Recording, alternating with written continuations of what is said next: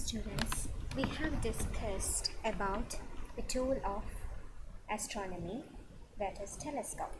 Today we will discuss about the twinkling effect of stars. You are familiar with the stars twinkling at you very beautifully.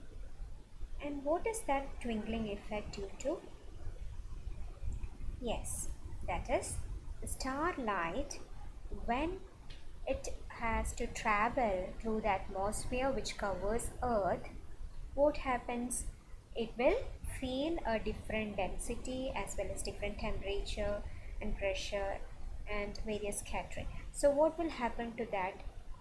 The light ray coming from the star, once it reaches the atmosphere, what will happen? It will bend depending upon the density. It will bend to the left or to the right, and it will continuously bend till it reaches the human eye or the ground-based telescope. But for an astronaut who is in a space station, he won't see any twinkling effect. Why that so? Because the twinkling effect is due to the atmospheric distortion. As you can see, it is due to the atmospheric distortion. That is, the atmosphere is not a uniform dense or uniformly temperature zones, but a highly turbulent one. So these uneven heating and cooling of atmosphere will create bundles or pockets of air, and these pockets of air acts like lenses. What we have studied, lens will bend light. So the light falling on these air pockets from the star will bend in a unpredictable manner until it reaches the human eye or a ground-based telescope. So what will happen to this? This will allow shifting of the focal point, and this will lead to a very blurred or a uh, shaking kind of image of the star. Okay, so the effect of seeing is what you meant by getting a very good um, image without any blurring effect. So it is better to have very stable air to minimize the blurring effect due to the atmospheric distortion, and that is what you meant by having a good seeing. So here you can see the value of seeing here is 1.5, where it is a very cloudy, it is very not that much clear. But in this case you can see that the seeing is very good, where you can clearly resolve these two stars into two different uh, objects. So whenever the seeing is good, which means that the blurring effect caused by the atmospheric distortion is less. Okay, so what are the limitations of earthbound instruments? Now we have seen that the first effect has been atmospheric turbulence. What is that due to? What is that due to? Yeah. So that will lead to a twinkling of star. And why do not the planets do not twinkle? Why is that so? Because for star, it is, we feel it as a very like a point object. So a single light beam or light ray will be coming from the star, and once it reaches the atmosphere, which is just above the earth, what will happen? It will bend in a multiple way as it reaches us. Okay, so we feel that the focus is always going on changing, and that shifting of change in focus is what you feel it as twinkling of star. While compared to the stars, the planets are very much closer to us, isn't it? Star, which is the closest star to us, it is the sun. But you know, sun നേക്കാളും അടുത്താണ് other planets. from Earth, isn't it? So we have a very large objects, apparent object, apparent size of the planets rather than the distant star. So instead of um, a single ray of light, a multiple number of rays will be coming up from each point of the planet. Okay, many number of such lines will be coming up. So what will happen once it encounters the atmosphere? All these rays will be undergoing bending due to the atmospheric distortion, bending in an unpredictable way. But since we are not focused on a single ray, here we have many number of rays which are getting bending. So ultimately what will happen is that these bending will cancel each other, and what you see as a planet as such, without any twinkling. That is why planets do not twinkle, while the stars, which are very distant from us, we feel it as point objects, while the planet seems to be closer to us, so it appears to be bigger in size than this distant star. Okay, so that is why we can see that many number of points are there from which the light are coming to us, and whose cumulative bending will get cancelled each other, and planets do not twinkle. And another problem with the earthbound instrument is that if you try to go for a stargazing from your premises, you would have observed that there is a layer of light over you, isn't it? Why is that due to? It is due to the night glow, which is mainly due to the city street lights, as well as there is lots of dust particles in the air, so which will cause scattering of the light from the star. So that will lead to night glow. And another thing is that there are many number of atoms in the upper atmosphere, and they will undergo fluorescence.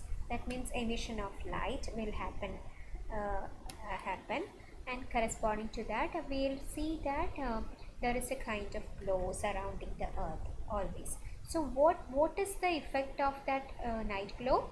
It will diminish the our visibility of for seeing a fainter star.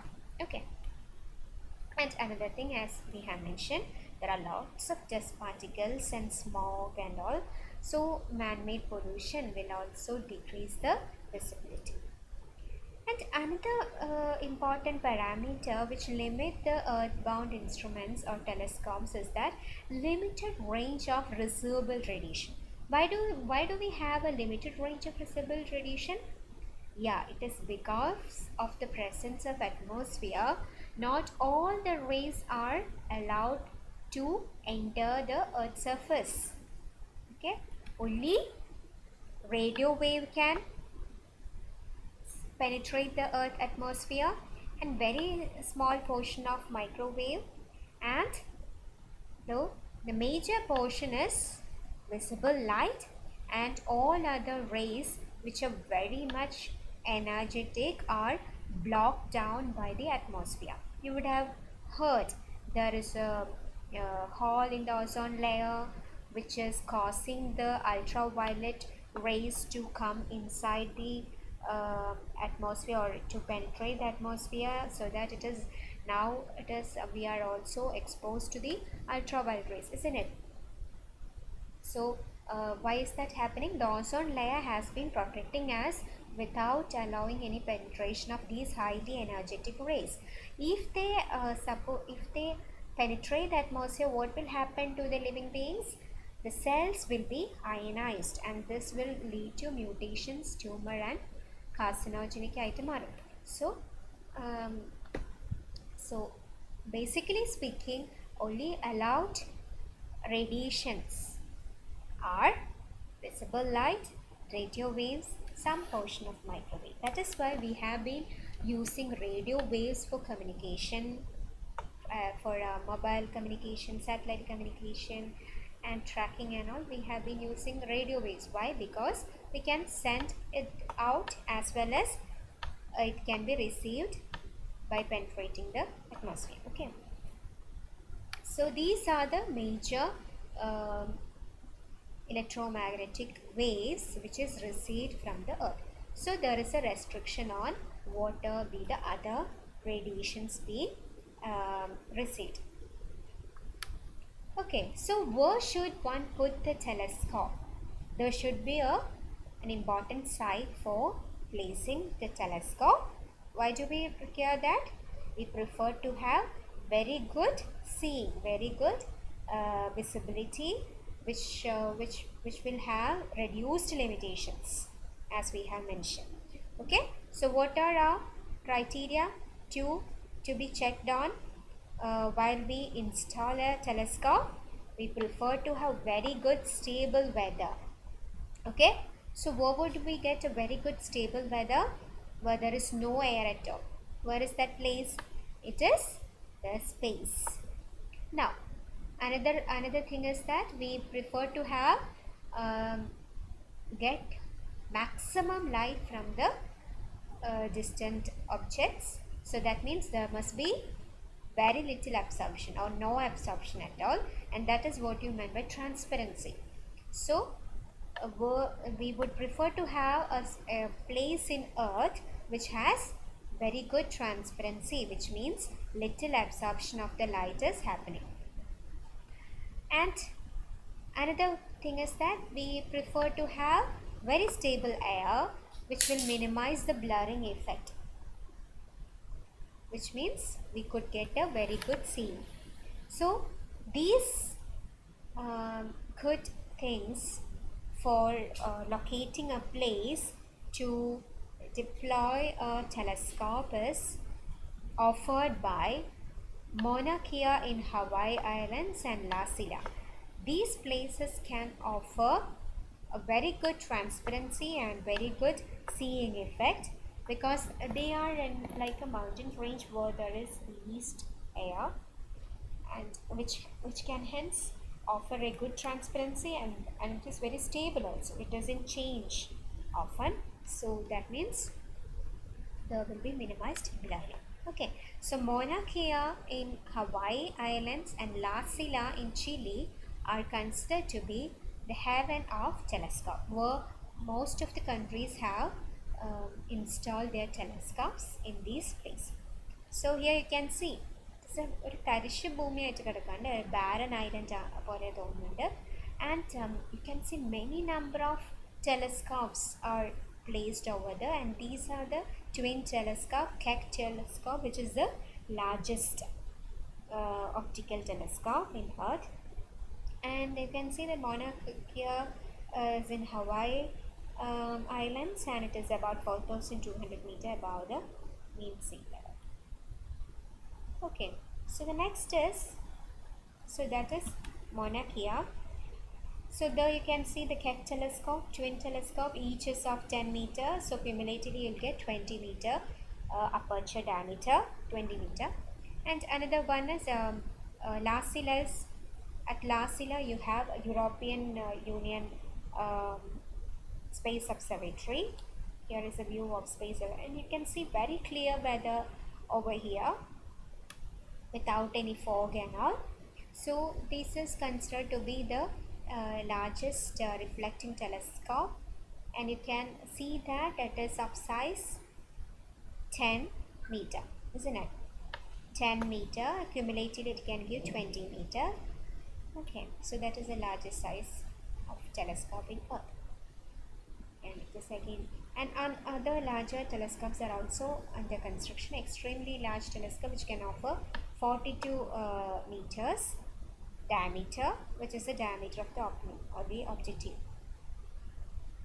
Okay, and other is the, you can see 30 meter telescope, then giant Magellan telescope. Many giants are there which are having higher diameter than the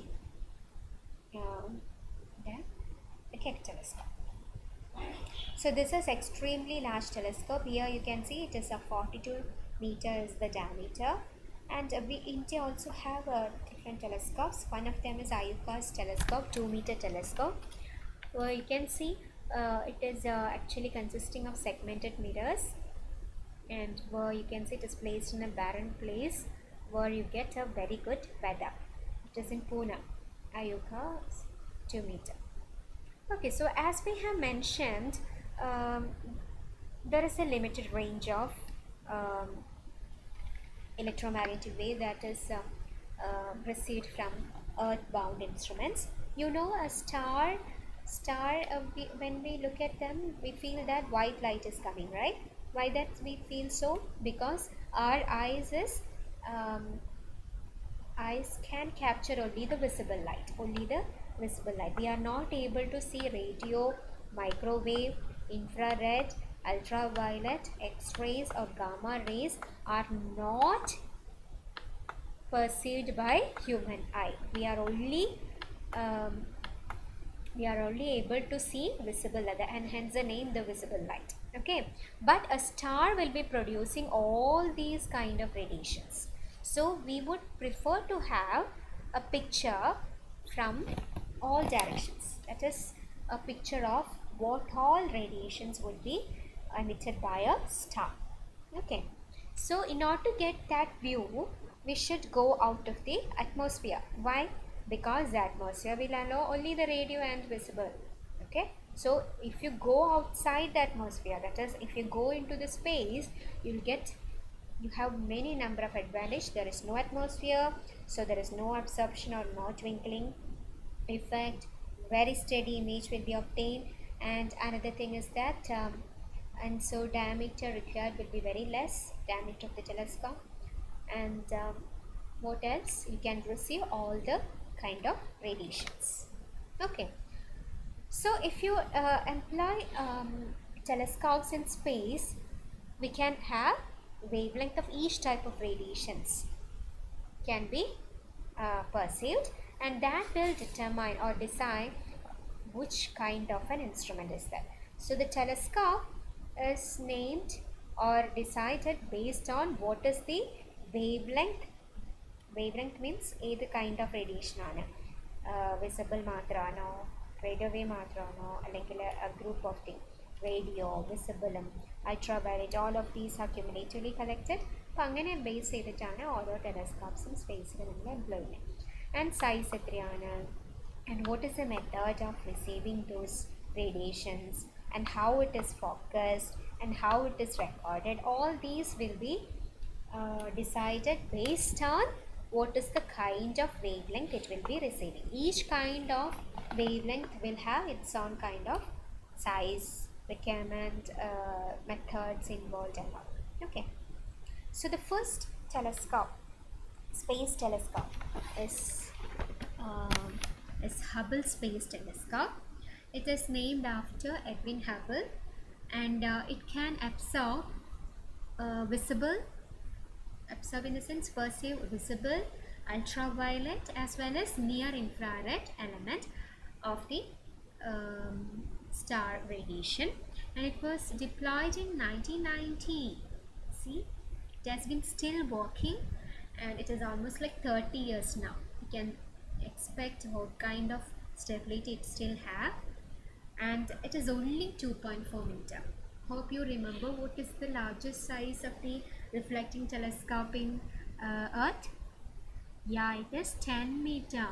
പക്ഷേ ആ 10 meter telescope-നേക്കാളും better image was given by this 2.4 meter telescope. What is the reason? Because it is placed in space where there is no atmosphere to blur the view of the stars. Okay, and it is giving extremely sharp images with almost no background light at all. And this is a picture where the launching of a space telescope, and this is how it is look like. It is only 2.4 meter opening, and here you can see how much clearly it has been showing. See, ഇവിടെ നോക്കുമ്പോൾ നമുക്ക് വളരെ ചെറിയൊരു ഒരു light ആയിട്ടാണ് തോന്നുന്നത് അല്ലേ. But if you look into it, it is result into many number of stars could be stars or galaxies could be seen. Okay, again this is white dwarf stars and HST, which is using under ground based telescope in view ആണ്. Here also the ground based telescope in view ആണ്. അതിൻ്റെ ഒരു portion തന്നെ highly resolved ആയിട്ടാണ് HST. HST means Hubble Space Telescope has given us.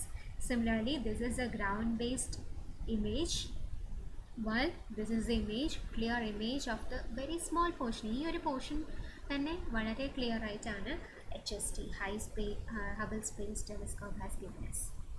Okay, so there are some fundamental questions to be answered. That is, we always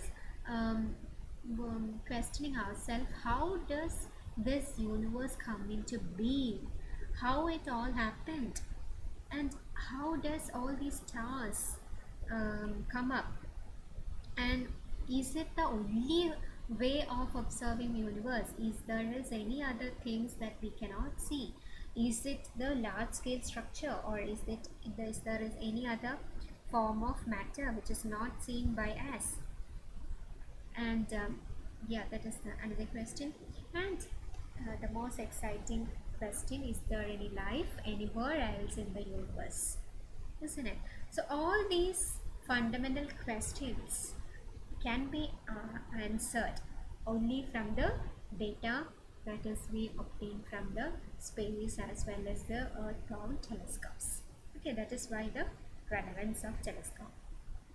Okay, so as we have seen, similar that is we have in our atmosphere has been allowing along with the visible light, radio waves also.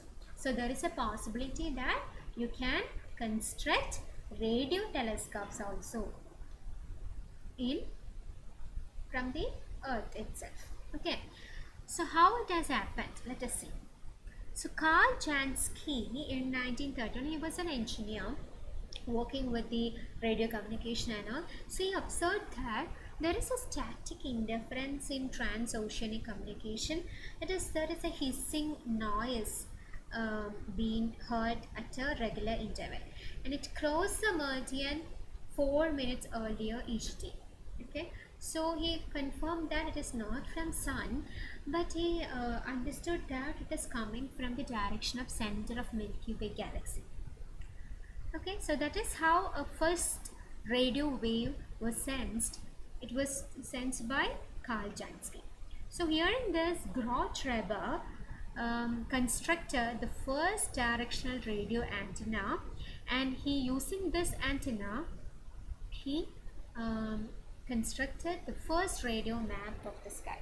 That means he has been observing the sky using this antenna, and he recorded from whichever locations the radio waves have been detected. That is what he meant by radio map of the sky. So it was thought as a very limited value, as adequate resolution could not be obtained with such a long wave. That is, the wavelength used has been 21 centimeter, okay, which is 350,000 times longer than the average light wave. Light wave in the wavelength നേക്കാളും വളരെ കൂടുതലാണ് radio wave in the wavelength. So what will happen? So for a 6-inch optical telescope, തരുന്ന view 6-inch ടെലസ്കോപ്പിൻ്റെ view എന്ന് പറഞ്ഞു കഴിഞ്ഞാൽ നമുക്ക് radio ടെലസ്കോപ്പിൻ്റെ size എത്ര വേണം? 53 kilometre സൈസുള്ള ഒരു റേഡിയോ ടെലസ്കോപ്പ് ആണെങ്കിലാണ് ഈ നമുക്ക് 6-inch ടെലസ്കോപ്പിൻ്റെ ഒരു വ്യൂ തരാൻ പറ്റുള്ളൂ. 6-inch means it's almost like the size of your laptop screen. അപ്പോൾ ലാപ്ടോപ്പ് സ്ക്രീനിൻ്റെ സൈസിൻ്റെ ബിറ്റ് മോർ ദാൻ ദാറ്റ്, ആ സൈസിലുള്ള ഒരു ഒപ്റ്റിക്കൽ ടെലസ്കോപ്പ് എടുത്തു കഴിഞ്ഞാൽ whatever be the image you will be getting, അതിൻ്റെ അത്രയും റെസൊല്യൂഷൻ ഒരു റേഡിയോ ടെലസ്കോപ്പ് തരണമെന്നുണ്ടെങ്കിൽ what is the size requirement? it should be like 53 kilometer, like it's like from Ernakulam to Thrissur വരെയുള്ള ഡിസ്റ്റൻസിൽ ഒരു radio telescope ഉണ്ടെങ്കിൽ 6-inch optical telescope തരുന്ന ഒരു clarity തരും. Okay, so you could feel that how ridiculous to have such a telescope, isn't it? So at first it was thought it is of not importance, it is of no relevance because of this high wavelength. And this was the first, that is the radio telescope or radio antenna constructed by Groth Reber, and he is considered as the father of radio astronomy. So here you can see, oh sorry, that was the antenna constructed by Carl Jansky, which you can see the wheels over here which will be rotating in all directions so that it can record from all directions. And the first directional antenna, this is the directional antenna constructed by Groth Reber, and you can see that it's like a dish antenna. There is a parabolic dish and wire meshes on the and where it will be collected. Rays ellam aadyam vannu veedan povunathu to the parabolic dish lekayirikkum ee radio waves ellam vannu veedan povune, and that will be collected by the wire mesh, and that will be concentrated onto this particular point from which it will be connected to amplifiers and all. Okay, so what is the difference between a radio telescope and an optical telescope? A radio telescope is a telescope which receives radio waves from the star. Okay, what about optical telescope? Optical telescope has been receiving visible light from the star.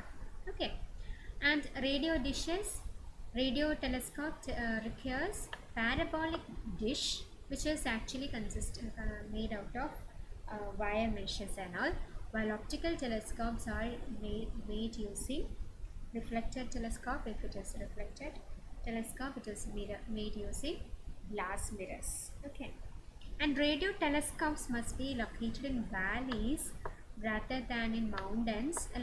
We have seen that optical telescopes have been placed in mountain ranges like Mauna Kea, Lasil and all, so as to have very little air, very stable air and good seeing.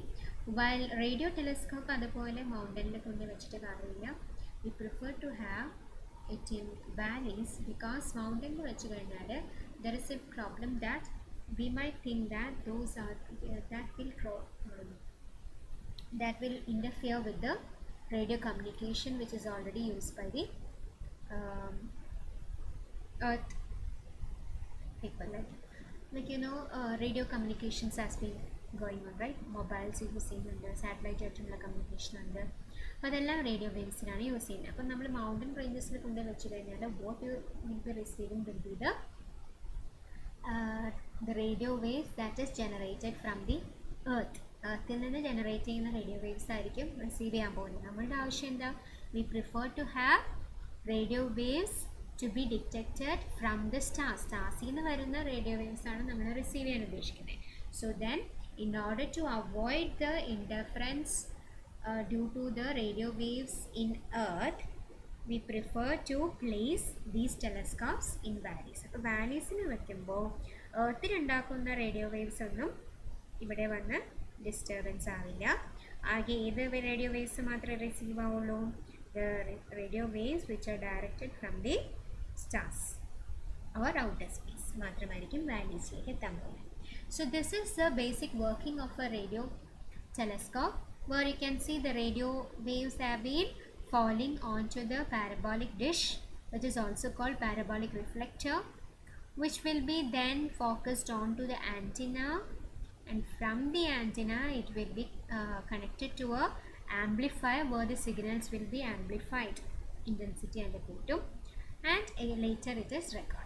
This is how a radio telescope will work. So this is one radio telescope where you can see lots of meshes are involved as the dish, and here you can see the antenna where it will be concentrated and it will be connected to the ground based amplifiers, and it is 300 feet, that is 91 meter. You can imagine, if you compare the largest optical telescope, what was the size? 10 meter അല്ലെങ്കിൽ twin site എടുത്തു കഴിഞ്ഞാൽ 20 മീറ്ററാണ് maximum നമ്മൾ കിട്ടിയിരുന്നത് അല്ലേ. പക്ഷേ ഇവിടുത്തെ radio telescope നോക്കിയേ 91 meters. very huge, പക്ഷേ it doesn't give that much resolution as that of a optical telescope. Smaller ആയിട്ട് smaller aperture ഉള്ള optical telescope തരുന്ന അത്രയും ഒരു ക്ലാരിറ്റി റേഡിയോ ടെലസ്കോപ്പ് ഇത്രയും വലിയ സൈസിലുള്ള റേഡിയോ ടെലസ്കോപ്പിന് കിട്ടില്ല. And this is the largest movable dish antenna ടൈപ്പിന് മൂവബിൾ ആയിട്ടുള്ള ലാർജസ്റ്റ് റേഡിയോ ടെലസ്കോപ്പാണ് Green Bank telescope. You can see 300 feet ആണ്. And this is another kind of radio telescope where you can see the dish is actually carved out in the valley. Valley തന്നെ ഒരു carved ആയിട്ട് നമ്മളൊരു dish ഷേപ്പിൽ carve ചെയ്ത് വെച്ചേക്കാണ്. And here you can see the antenna over here, and it is the biggest dishes carved out of crow, and it is named Arecibo radio telescope. It's like 1000 feet. So different types of radio telescopes are possible. The first one is big dishes. As we have seen, the first one, the largest one among the big dishes is Green Bank telescope. അതിൽ തന്നെ ഗ്രൗണ്ടിൽ big ഡിഷസിൻ്റെ ഷേപ്പിൽ carved out ആയിട്ട് എടുത്തിട്ടുണ്ട്. And that is അതിൽ largest ആയിട്ടുള്ളതാണ് Arecibo radio telescope. And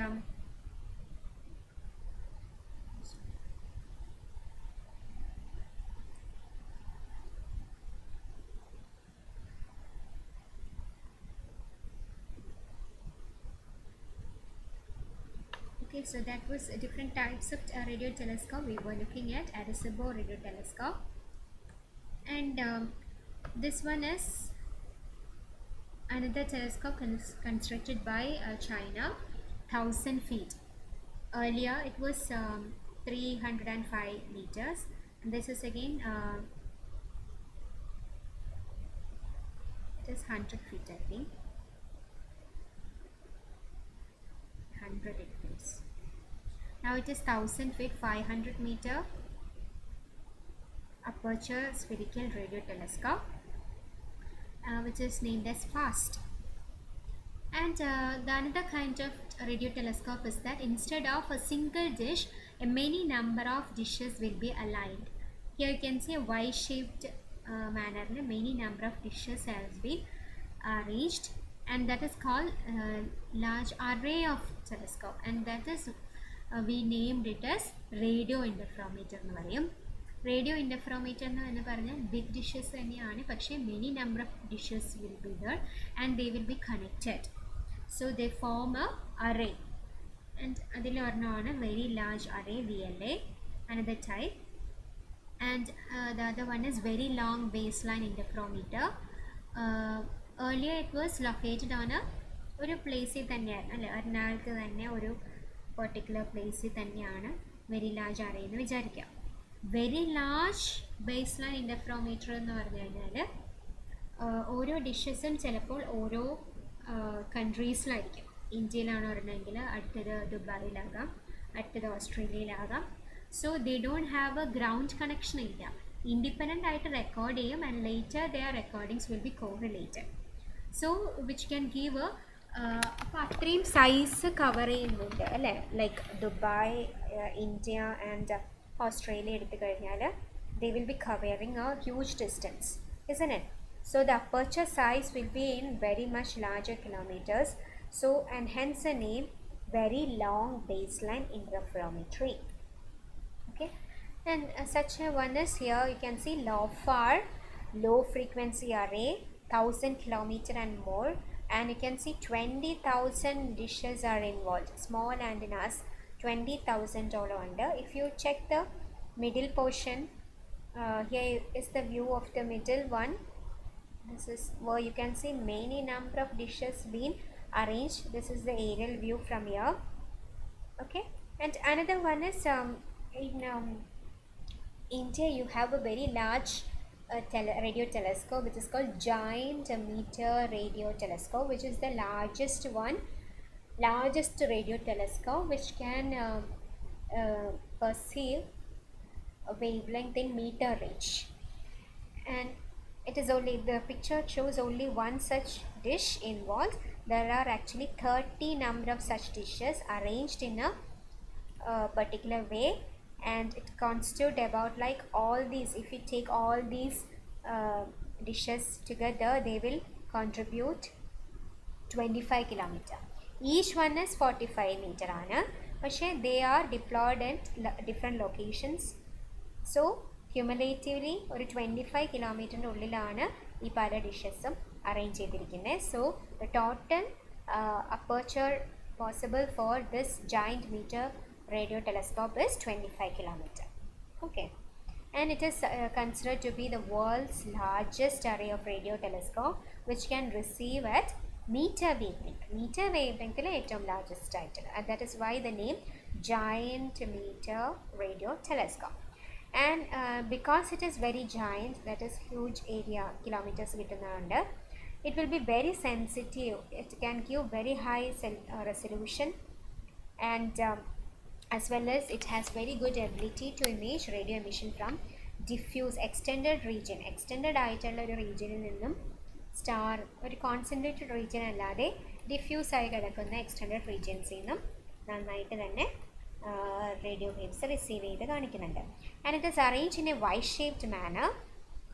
Y ഷേപ്പിലാണ് all these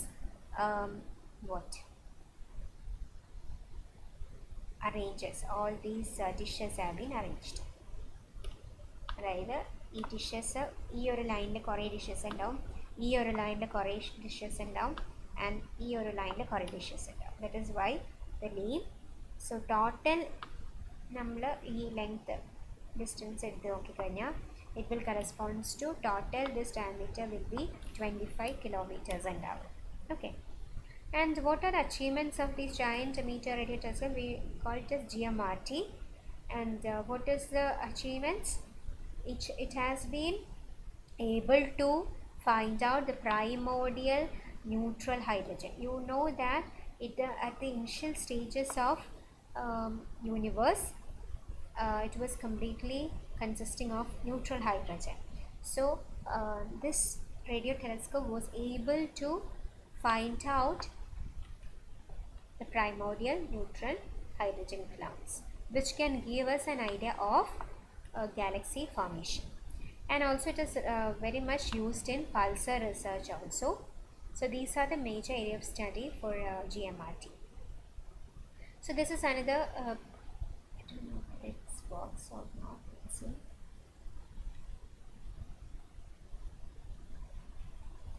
This is world's largest physically connected telescope. Here you can see square kilometer array of 21st century. So if you try to, let me increase it. So if you try to get a view of the square kilometer array,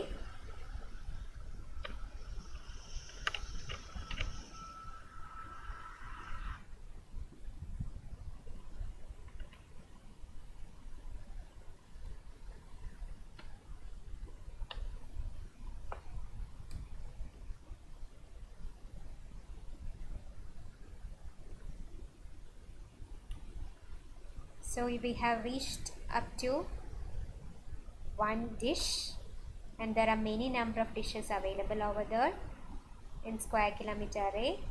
And if you check a aerial view, you can see that many number of such dishes are there. And if you go to the center of that array, again a huge number of dishes are arranged, all of them being connected at the ground level.